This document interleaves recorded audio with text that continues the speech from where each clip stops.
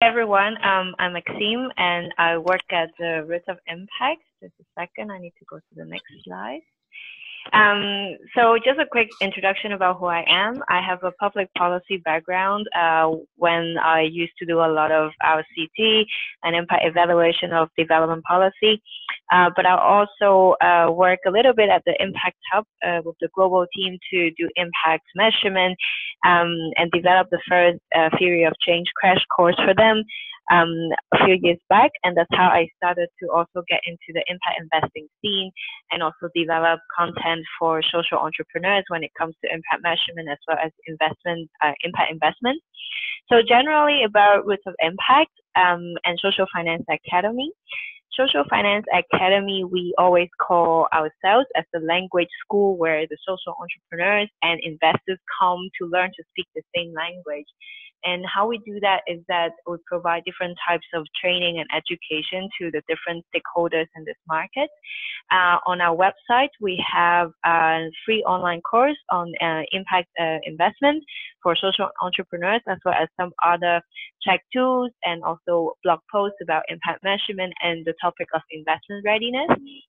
And as for the investor side, we also provide different types of trainings, including an executive program that we collaborate with Unizurich, specifically talking about the topic of impact investing and blended finance. And why do we do this as Social Finance Academy is because the mother company Roots of Impact is actually a practitioner or an advisor in this whole sphere in impact investing, working majorly with different types of public and private donors as well as investors that are eager to invest in impact. And that's where all the expertise comes in. And so yeah, that's about Social Finance Academy and Roots of Impact. Today, for this specific webinar, I got two key questions from Nexus at the beginning, which covers, for example, how should entrepreneurs monitor, quantify, and communicate the impact to financiers? And at the same time, there's also this storytelling element involved. And as I looked into this, I was very curious to know who am I talking to? So a lot of you did a really great help for me to fill in the survey. And this is the result. I'm sure maybe some of you didn't fill in, I'm not sure, but this is what I have got so far.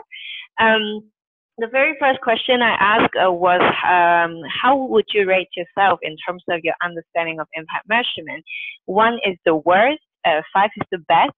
So it's not very, I would say it's quite a diverse group. And then I also asked this question, whether you have an impact measurement system in place or framework in place at your organization to keep track of your impact. And here again, it's also quite diverse, I would say, in a sense that like half of you do, half of you not. So you might have quite different questions when it comes to this topic. And finally, I also asked about your expectation, not finally, but one of the questions is that what do you expect from this webinar? Or some of you do want to know a little bit about how can I actually talk about impact and like how can I develop deeper insights.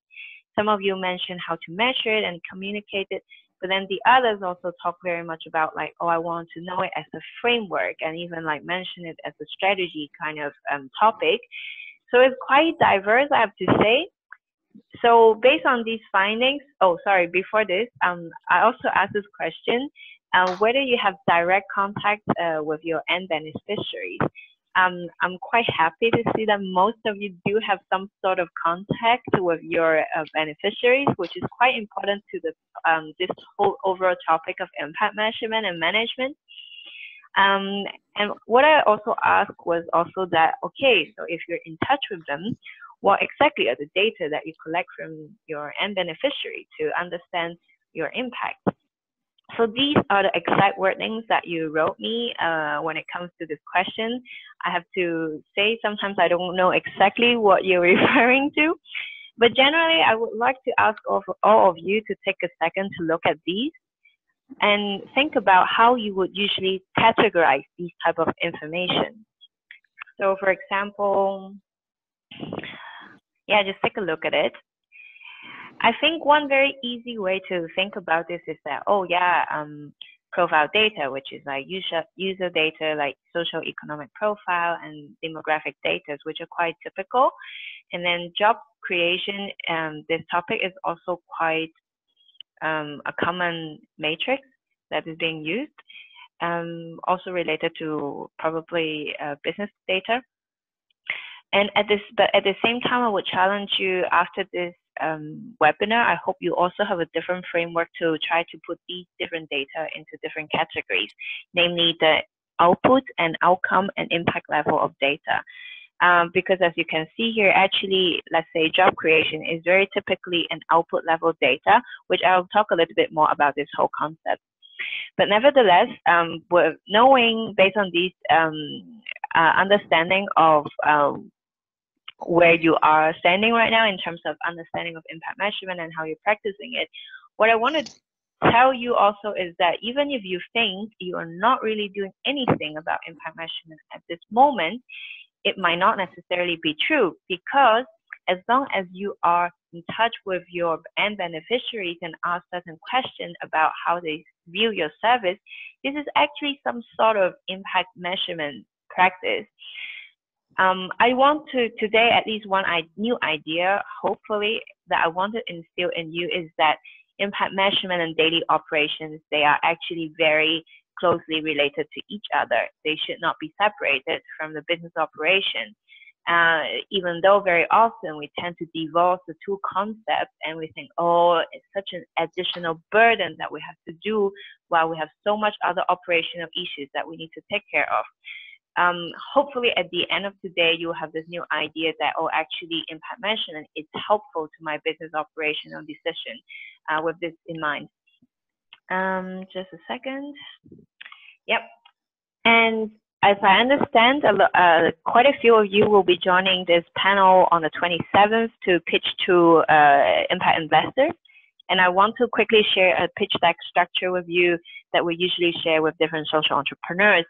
What I did here is also highlighted areas where traditionally people would consider as the part where the impact measurement components would fit in, which is the why, like what is the problem that you're trying to solve and the opportunity, and then obviously the theory of change, and then when, like in terms of milestone, what impact milestone have you laid out for yourself? But as I said earlier, that impact measurement and business operation is so closely intertwined with each other. So actually, if you really think about it, in this pitch deck structure that I've come up with, actually there are more parts of this that you could integrate the impact measurement matrix and do the storytelling part as well. But I understood also that on the 26th, you will be receiving a training from Robert and his other colleagues on more specifically on the financial part, so I'll leave it to them. One final note though is that during this whole process, when we talk about impact measurement, obviously the investor is a very important part, as many of you also communicated, hey, I want to do impact measurement because I want to talk to investors and help them to understand my impact. So what I also want to quickly highlight here is that there are actually different types of impact investors looking for different types of impact or very specific part of a certain impact area. So it's also important that you know your investors well. So without further ado, knowing that a lot of you would like to know a structure and also to get to understand how can I understand impact better, I think there are two very useful frameworks or tools that we can talk about today. The first one is theory of change, which is very commonly used in impact measurement among, regardless if it's social enterprise or investors or also development agencies, which are public donors. And the second one is the impact management project, which I will also go through the 5 fundamentals and help you to understand this as a tool to help you to better define impact and explain to others what impact are you actually talking about. So very first is theory of change. I still see that little red line over there, so I hope it doesn't bother everyone so much. Theory of change, I think some of you mentioned that you're using it right now, or Logframe for your organization. But also I'm not too sure how familiar it is for many other people. Generally, theory of change is a storyline that explains how you see your solution or your services or your products that will eventually lead to the impact that you want to achieve. And in between all these steps, you also lay out all the assumptions that you have, why you think this particular product would lead to this particular outcome. For example, when we talk about cook stove, we think that with a new type of cook stove, we will help improve the health of these people on the assumption that they are using it on a regular basis. So here I would like to show you an example or like a kind of template of how an easy theory of change, how it could be structured with the IOOI model. So IOOI model refers to input, activities, output, and outcomes. And finally, the impact level here. And in between that, what links them together is the assumption, as I mentioned earlier. And then here is Acumen's theory of change model. I'm not sure if all of you are familiar with Acumen, but basically it's an impact investing fund. And this is how they provide a structure to different investee in the profile about how they do theory of change. As you can see, it does not have to be very elaborated as long as you have all these different elements in place with the assumptions clearly laid out. For example, the example that I talked about cook stove earlier, the assumption that I mentioned is basically this question: how is the household using the product or service, and how does it affect that, you know, the conversion of the output to outcome level? And apart from this, you could also expand it a little bit further. I apologize if the quality of the image isn't very good. Generally, because now a lot of people are talking about the SDG, the Sustainable Development Goals, and it's not a bad idea to connect your theory of change to certain specific SDGs that you contribute to. This is definitely one way, but we can go a little bit deeper into what additional things that you need, because as you can see here, this particular theory of change, they do not only say, hey, this is the impact that we're creating, but it actually lays out very clearly what are the assumptions of the problem that they are trying to solve, and also the assumptions behind the solution that they're delivering. In this case, this is providing training and platform and support to small-scale farmers to help them to get access to the market and also get access to finance. So actually, this is a general framework that helps you to explain how you see yourself delivering the intended impact. So I hope it's not too much new information yet, and I would like you to take your turn and really to think about what actually it means with theory of change. And I want to ask you this question is, okay, so it's very common that now a lot of websites or social enterprise, they would put these SDG goals on their website and say that, yeah, this is what we're contributing to. And very often you see how they do it as like, oh, number of lives impacted. What's the problem with this? Once you have learned about theory of change, what would you add, or how would you think that this could be improved? Please feel free to type into the chat, and so we can see it before I can, because I don't think it makes sense for us to unmute you at this moment. Let me see if there's any. Asha, is there any input in the chat room at the moment? Asha? Okay. Okay. All right.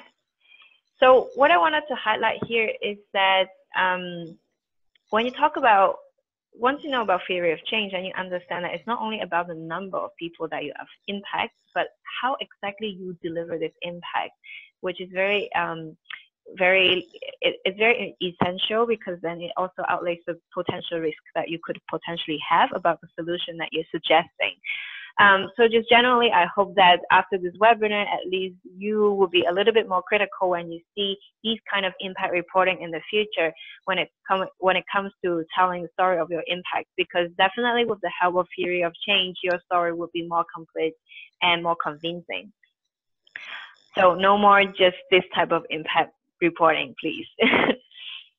And so theory of change is definitely one of the very beginners level kind of tool, and obviously you can build it a very complicated and comprehensive one. But what I would like to do is also to help you break down this whole bubble of impact measurement into 3 general parts, so that it would make it look a little bit more tangible and also more doable for all of you, regardless of your previous understanding and knowledge about impact measurement. The very first one is obviously, why are you doing what you are doing right now? Because is it that there is a very prevalent problem that you're trying to solve, and what exactly is this problem? So that afterwards you can identify, what can I measure to prove that I am making a difference in solving this particular challenge. The second part is about how you collect these data, how to measure these impact indicators that you identify in your first step. And the third part is, even if you have data, they do not necessarily can act as evidence because they are loose pieces. So the very last bit of it is how you can evaluate and connect the dots to interpret it, and really to complete this whole storytelling exercise to the potential investor. And as you remember, if you remember earlier, I talked about the impact management project, which is very helpful when it comes to the first step of trying to help you to understand impacts in many different categories. So if you haven't heard of impact management project yet, this is initiative that is also funded by major donors and funders in this whole impact investing scenario. And while it's very much driven by the investor scene, we do believe that it's very important that social entrepreneurs are also able to use this framework for structuring their own impact. As you can see here, one of the major things that comes out of the impact management project is the 5 fundamentals concept, which helps us to come to a common understanding or agreement of what impact actually, how we can understand impact. So the 5 fundamentals, including what exactly is the impact that you're creating? Is it a very important and positive impact that you're creating? Or are there also unintended negative outcomes that would be contributed because of your solution? The second question is how much in terms of depth, and how long is the impact going to last? First is who exactly are you creating this impact for? Is it population that are currently very underserved, or is it population that already has quite some options in terms of improving the current situation? And the final 2 is contribution and risk, which probably require a little bit more data to establish baseline and also to build up this whole understanding. I will go through all these 5 different fundamentals in a bit. But what I want to highlight is that, as I said, impact measurement doesn't have to be very comprehensive from the very early, like from day one. So for a lot of social entrepreneurs, what we encourage them to do is also that, if it's a bit too overwhelming for you to cover all these 5 different fundamentals, focus on the first 3 fundamentals, which is what, how much, and who, because they're also very closely related to your daily operations anyway. And I will go through them one by one. And just for your information, these examples here on the right-hand side, the scale, and it's just examples. And if you don't have them particularly, that's also fine, because you might have something particularly different. But yeah, so just an example for you. Don't freak out if you don't see any of these in your business at this moment. And so let's come to the first fundamental, which is what. And what here is not only about, for example, what is improved access to clean water, but maybe we could ask a little bit more what before we think that we already answered the question. And here basically is also really understand apart from what it is broadly, but also what it means to your stakeholders. And also to prioritize all these different outcomes that you're trying to create, and how do they affect the stakeholder that you're talking about. Also, here is also the chance for you to understand or to identify if there's any negative impact that would be or potentially be created during this whole process of your business model or delivery chain, so that you can better communicate the total impact to the investors. And here is an example from Drinkwell. So I get this data from the CSR report. So the mission is to provide safe drinking water to people in the village and urban areas, and hopefully impact 5 million people by 2020. And the key offerings is that they set up these little water stations that can be activated with a particular card system, and there will be, it's also a payment system automatically connected to the card. In this particular report, Drinkwell describes the key benefits as this ability to disseminate water to reduce water loss, and this ability to ensure real-time revenue for the service and account management, and so on and so forth. But if you think about this, when you look at the mission, is this actually the what that they should be describing to the impact investors? No, because their target should be the people that are like the stakeholders that of the major impact should be the people that are getting the benefit from these clean water. So the key impact that they're creating has nothing to do with the key benefits that are being described here. I mean, yes, they are related, but they shouldn't be these different indicators that are being listed here. But obviously, because I took it from a CSR report instead of an impact report, so that's why the difference. But what I want to do here is just to highlight it to you, because I think very often different social enterprise, apart from the major impact area that you would like to focus on, you probably are also creating other positive impacts on the side as a kind of unintended outcome. But do be aware of which of these different impacts that you're trying to create is actually matter most to the specific stakeholder group that you are creating. For example, here, how it works from this description, you see that actually it enables the final stakeholders, the consumers, much easier in terms of the transaction and also in terms of access, because they are set up in convenient places, so on and so forth. So these might be actually the better fit when it comes to describing the what for this Drinkwell ATM, water ATMs. It's just an example because Drinkwell actually did excellent job generally in terms of reporting impact, but I'm just trying to take out different information. So I hope I don't confuse you too much about that. And so that's about what. And further on, we move on to how much, which is the second fundamental. And generally, when we talk about how much of impact are you creating, we can also think about them in 3 different dimensions. The first one is scale. How many of the people that of your target audience are actually experiencing the outcome that you described? For example, if your target is underprivileged woman that has a certain experience in life, this is your target group. So how many of these specific target group are experiencing the outcome that you're trying to achieve? And then second dimension is depth, the degree of change experienced by the stakeholder. For example, let's say if this is, let's say, change in income level, is it a 5% increase in income level because of your service or because of your product? Or is it a 20% change in terms of income level? That actually describes quite a different impact picture for the investor, and also very important for them to consider, or which actually social enterprise do I consider has had higher impact, so to speak. And then also the third dimension is duration, because sometimes impact takes a while to materialize. And maybe during the course of your service to a particular target audience, they might experience first the outcome, and then maybe it takes 1 or 2 years before they actually realize the impact on, let's say, education, which is a very common example for this kind of discussion.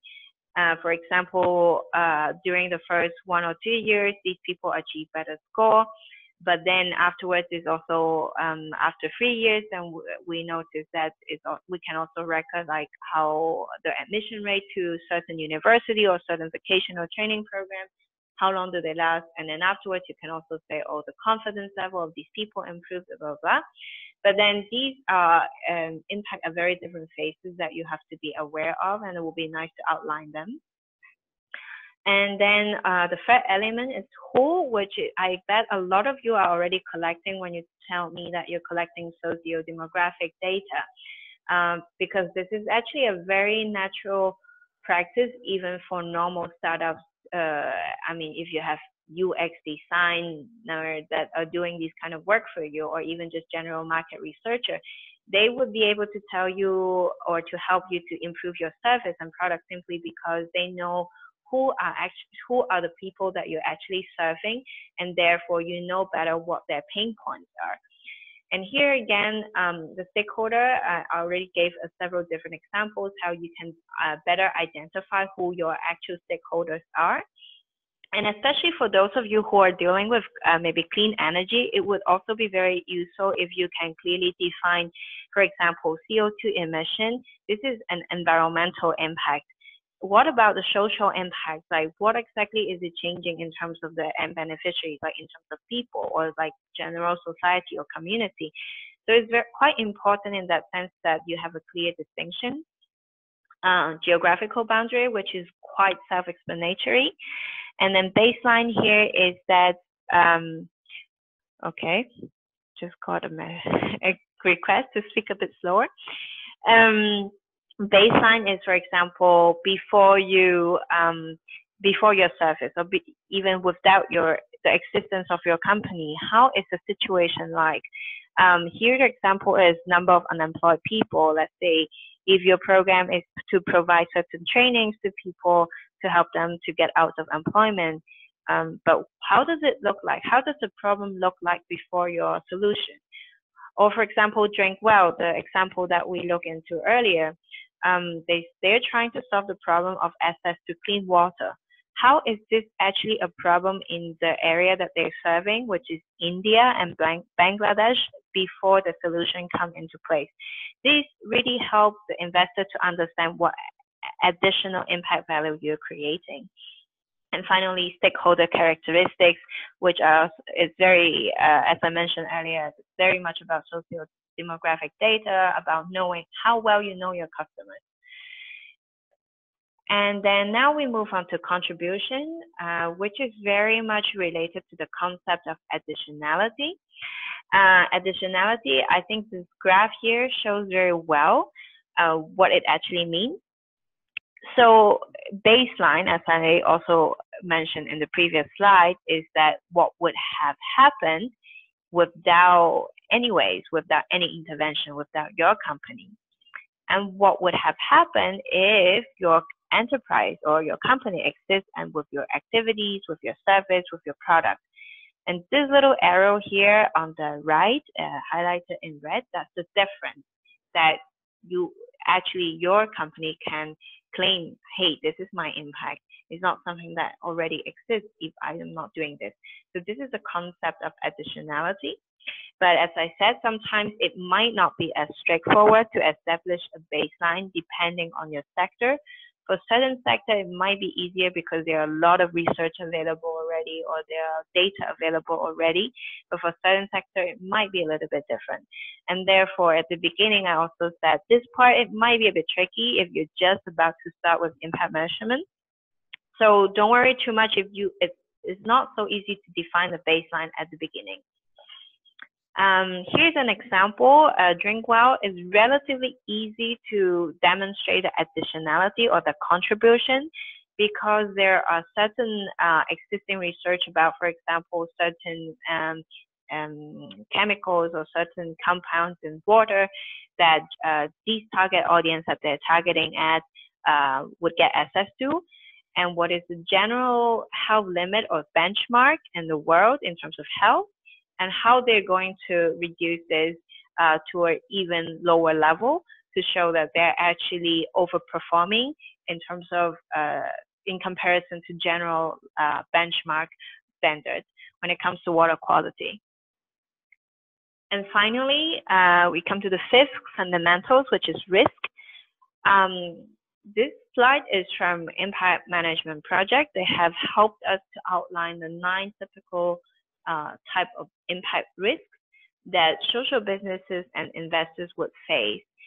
I will not go into details of all these 9 different risks here, but what is important is if you ever mention risk when you talk to investors, it's important that you highlight how likely this risk, like let's say low, medium, high chance of this risk to happen, and in response, what would be the potential mitigation solution to this. This I wouldn't go into detail because it's also a little bit more advanced, so to speak, in the whole impact measurement roadmap, but I'm happy to engage in the discussion later on after this webinar with some of you individually. So yeah, I have just covered a lot of the different components from the impact management project. And maybe at this moment you feel like, oh my God, I need a lot of data, like having just heard what all the different 5 fundamentals actually cover. And true, it's always a temptation to collect as much data as possible because we feel that, oh my God, like there's fear of missing out, you know? But actually, it's also very important that you're only aiming for data as much as only that is necessary that helps you to make a decision. So here I said it's important that you aim for a clear picture of what is going on. That's what you're trying to do with collecting all these different data. And this is where, like, how can you have a clear picture is basically with the help of the theory of change that we talk about at the beginning of this webinar, that helps you to kind of guide through the process of what impact matrix is actually really relevant to you to prove that you are really delivering the impact that you're promising. And there are general also 2 principles that we usually use to with social entrepreneurs when it comes to how to select and prioritize what to measure because of this temptation to measure everything. The very first one is the concept of responsiveness. How responsive are you to the needs of your customers? And that actually might explain why the question I asked in the survey, that most of you answered, because ultimately, if your impact that you're creating is very connected to the business model of your business, whether you're generating impact or not depends very much on how much business you're doing. And how much business you're doing depends also very much on how happy your customers are. So this responsiveness principle is usually a very good, I would say, the northern light when you say, like, what kind of data should I really collect to know whether I'm serving my target audience right, whether I'm serving my stakeholders right to the extent that they would expect it. And the second principle is fit for purpose. It's very much like how much is necessary, right?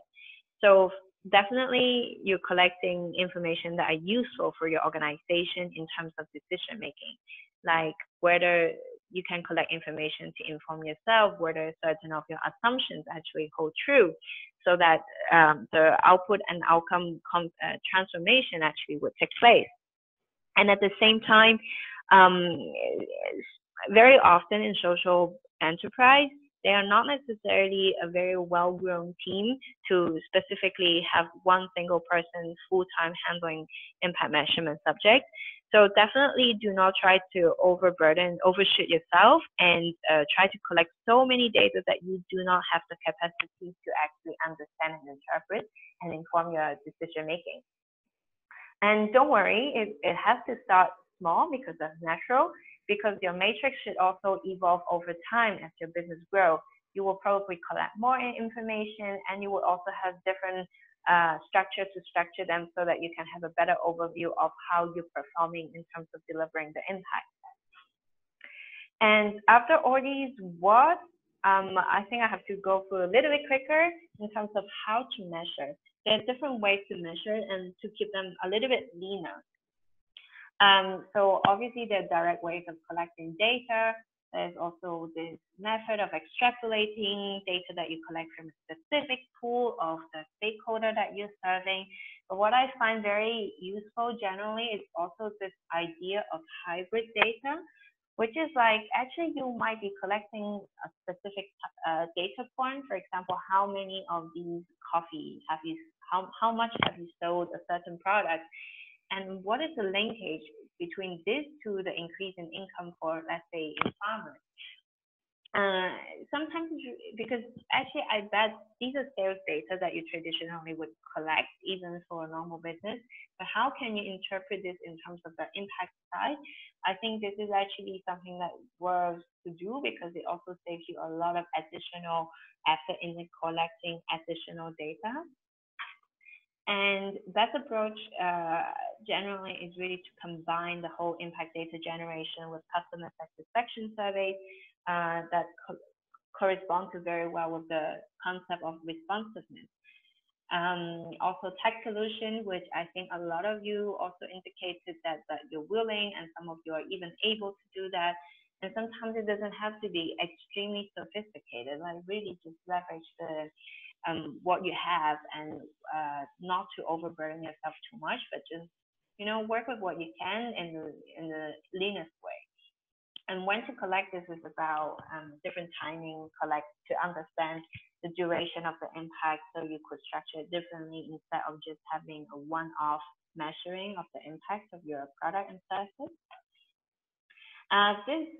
For solar now, I just wanted to bring up there's also this lean data method from Acumen, which is generally a much more cheaper way to measure impact and collect impact data. That you could also refer to maybe separately, because I think I won't have much time to go into details today. But generally, this whole lean data concept is that you go through sort of a relatively simple survey question with your end customers or major stakeholders, so that you collect data like major impact data to inform yourself whether you are on track or not, and help you to address either product performance issues or also the delivery channel issues. Generally, what you want to collect is really to help you to understand whether you're on track as an impact business on both impact and the business side, so that you can make a decision in responsive to that to do adjustment necessary. So now I think I can go to an example how all these different information can come together and can be pulled together and present something very powerful in terms of explaining the impact to investors. So here I have an example, AgroCenter from Ghana. It is a company that helps smallholder farmers to get access to markets and also get access to finance by providing their transaction record as a kind of bank statement proxy to a traditional banking institution. These are the typical things that you would see on a website. But what I would like to show you here is the impact matrix that they have defined and how they have outlined it in a very simplified way to investors. Put in mind the theory of change concept that we laid out at the very beginning, how important it is that you lay out the assumptions of what you're delivering, like what you're inputting, and the relationship between what you input and the output, and then also the relationship between output and outcome. So here you can see the different assumptions that are related to the three matrix that they identify as the most important. The first one is increased income of farmers. The second one is reduced wastage of food, because a lot of times farmers actually couldn't sell all the stock to the market at a good price, and that's why there's wastage of food. The third one is percentage yield increase. And for all these matrix, they actually also set up a baseline, as you can see here clearly, and then they lay out the targets, like what do we think that we could achieve, we would like to achieve as an impact, as opposed to what you see now on the baseline level. And they also lay out a roadmap, how they would like to achieve this target that they have set out, like across what period would this be materialized. So this is a general, like actually this table looks relatively simple, but at the same time, it's such a good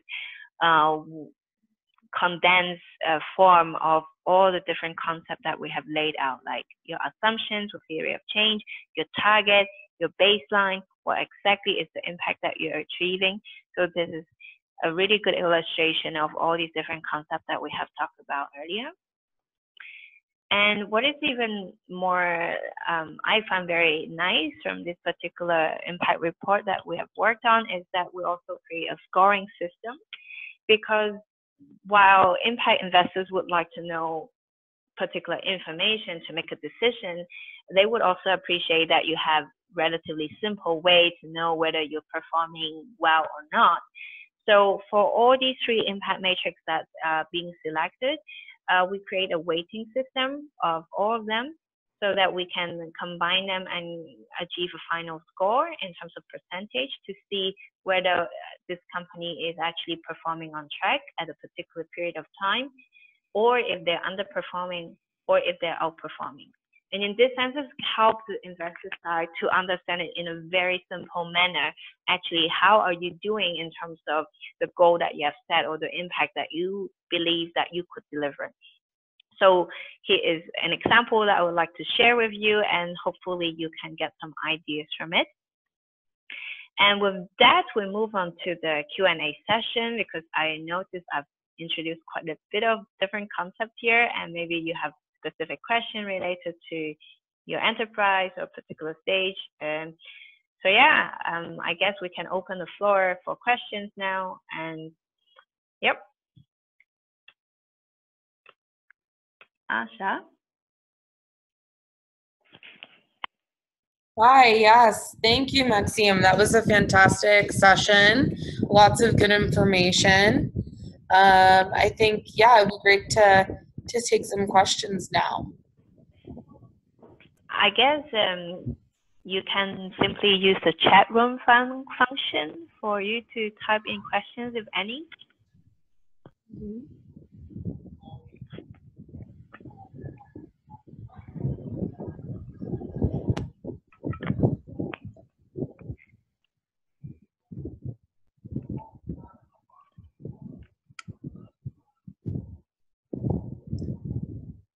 Maybe we can try and unmute. Okay. I can't access I'm no longer I don't think I have the ability to unmute people now.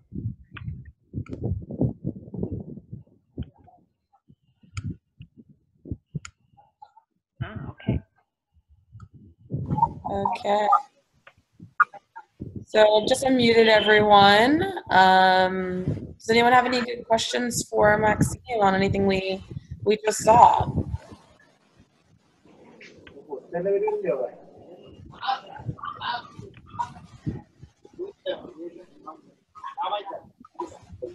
Everyone's unmuted.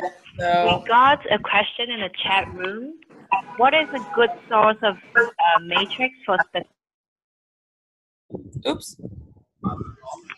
Regarding outcome. So actually, sorry, Maxime, I muted you. Can you repeat the question for everyone? All right.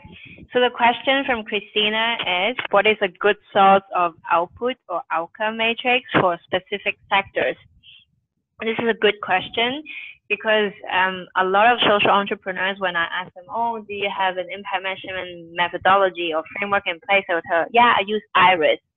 But I just wanted to tell you, IRIS is actually a good source for reference or example matrix for specific sectors, but they are not a impact measurement framework. It's not a methodology that can help you to structure all these different things together. Hopefully, Christina, I answer your question well.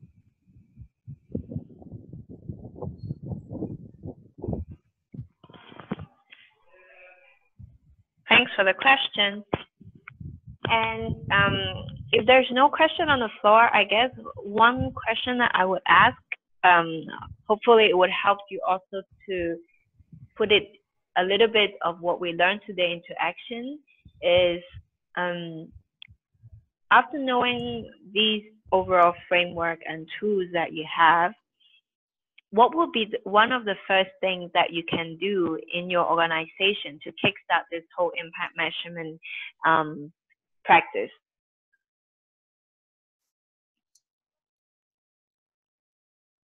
It looks like we have a question from Claudia. Right. She said, if I'm a new social enterprise, does it make sense to measure my impact?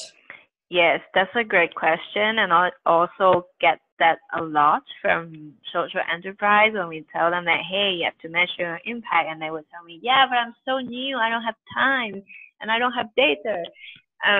But yes, please do measure your impact, even if you start small.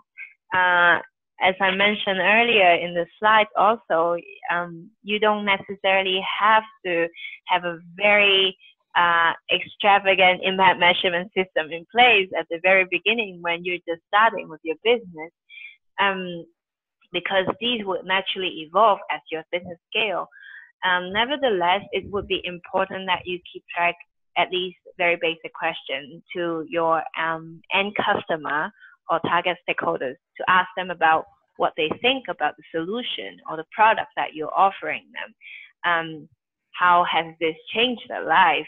These are questions that are relatively easy to start with, but nevertheless would give you some really good qualitative and potentially also quantitative data along the, with time to explain how you're actually making an impact and change, positive change in the life of these target groups. And I remember one of you actually mentioned in the survey that you would also like to know how to use qualitative data in terms of explaining the impact to investors. I can talk maybe actually quite often how people use qualitative data that are collected in survey is that they do certain case studies of selected individuals that or stakeholders that are benefiting from the service and solutions. So they ask not only about, oh, do you feel that we are making a positive change in your life, but they also ask, what was particularly a delight for you during this experience, or what was particularly not convenient during this whole solution, so that you could also inform in the next step about how you should change the mode of delivery of this particular product or service that you are providing, so that you can optimize this whole theory of change process, that you can really make sure that with the input that you have put in, it would really achieve a certain impact outcome that you have envisioned that you can achieve. We have another question from Christina. Do you know a typical example where a social enterprise assumes it has impact, but when digging deeper with surveys, it turns out they actually don't, or even have negative impact? Do you actually, I don't have one particular one in mind at this moment. But yes, indeed, there are also circumstances where, because I think very often social entrepreneurs are very focused at what they're doing and they're very determined, but sometimes they're also neglecting either it's because of the business model or either because of the product itself, that it might create additional waste, for example, that would be a negative impact to the environment.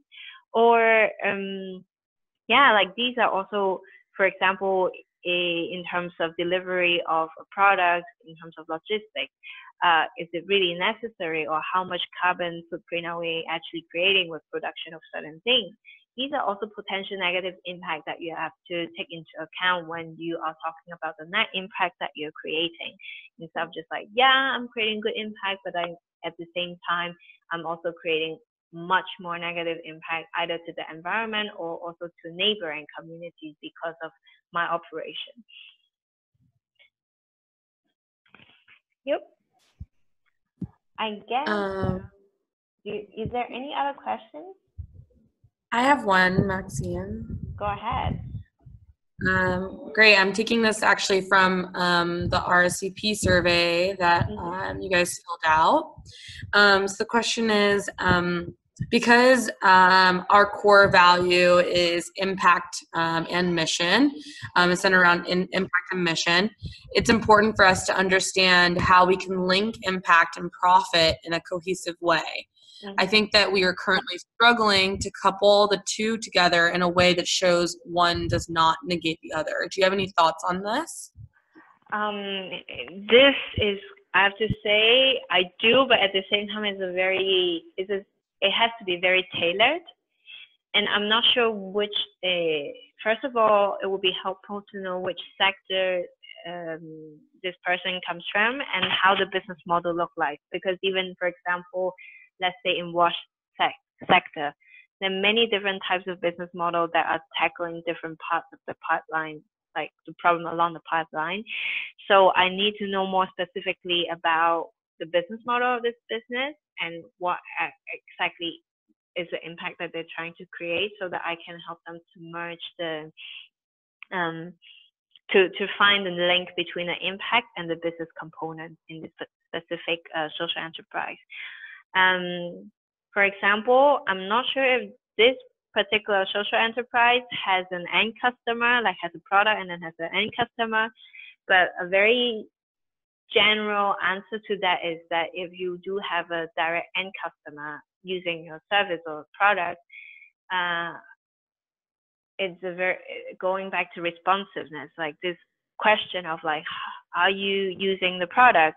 How often are you using it? Why? Like, for example, when people tell you that they're using it less, this would tell you, first of all, from a business standpoint, are you selling well, or are you not selling very well? How is your product being perceived? And at the same time, if this product is very much linked to the impact that you're trying to create. For example, let's talk about the Drinkwell example. How many people are actually using the system to collect water every day? Then you can really see this is very much connected to the impact, especially the scale of the impact that they're trying to create in terms of how many people that they can reach. So in that sense, this is how the impact part and the business part can come together. Yeah, this is my answer for now, but as I said, it's a very case by case question, I would have to say, to really find that sweet spot where the impact and the business component can come together, and how to report this as kind of related. Thank you. I guess we're about time, but before we end, I think we do have a few housekeeping items that we would like to go through.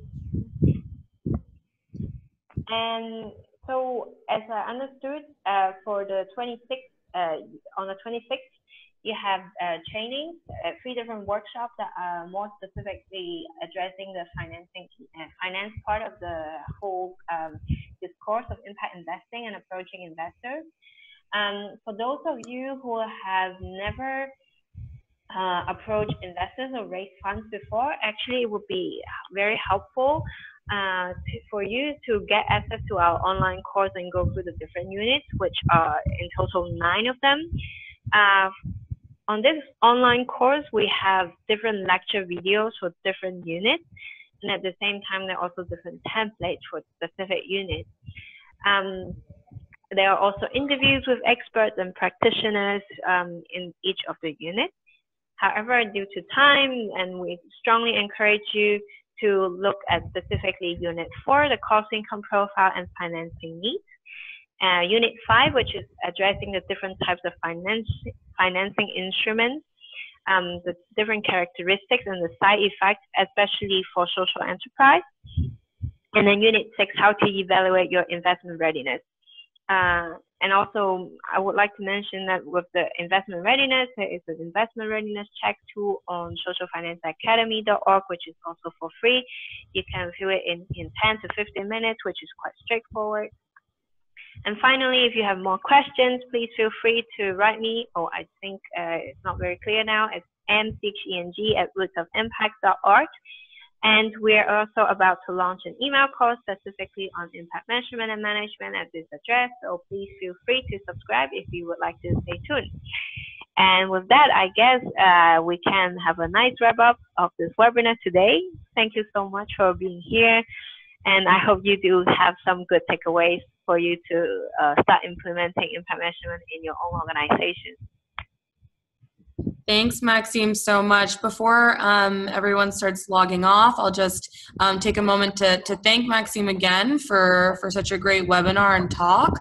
I learned a lot about impact measurement and how Nexus can better support and guide entrepreneurs that we work with on these elements. I'll ask Maxime if she can please end the recording for the webinar. Just a few points for all of you ahead of Yangon. Please send me